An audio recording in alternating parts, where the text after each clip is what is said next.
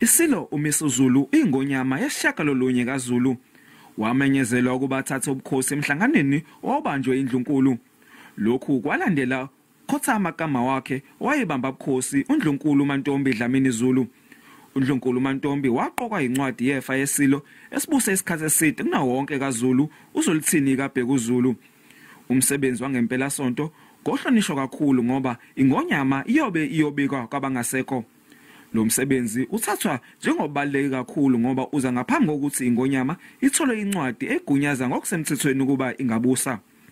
Konke lokho kwenzeka ngesikhathi lapho umbango wesihlalo uya ngokuqina. Indlunkulu ayiboni ngasolinye ngaloyo ofanele ubukhosi njengoba abanye beseka umntwana osimakade kaZulithini. Uhlangothi lwesithathu oluholwa ngumntwana ombonisa Zulu ongumfowabo kaMdlokombane lokuphika ubukhosi besilo uMisuzulu bathi ukuqoka kwakhe kwaba nenhlese yezepolitiki. Bahlangabezana nembibizana enkantolo ephakeme esePitoli lapho echithe imizamo yabo yokuvimba ukugunyazwa ngokusemthethweni wengonyama. Olunye udaba olusazodingidwa enkantolo nalo lufaka uhlangothi oluholwa ngumntwana ombonisi bafuna kubuyekezwe isinqumo sikaMengameli sokugunyaza uMisuzulu. Phakathi kwezigcokuthwane ezohambela ngempelasonto kubalwa abasebukhosini baseSwatini komalume bengonyama.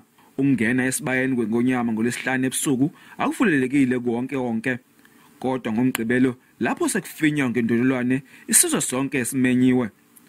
Bongani Gema, indaba ze-SABC eThekwini.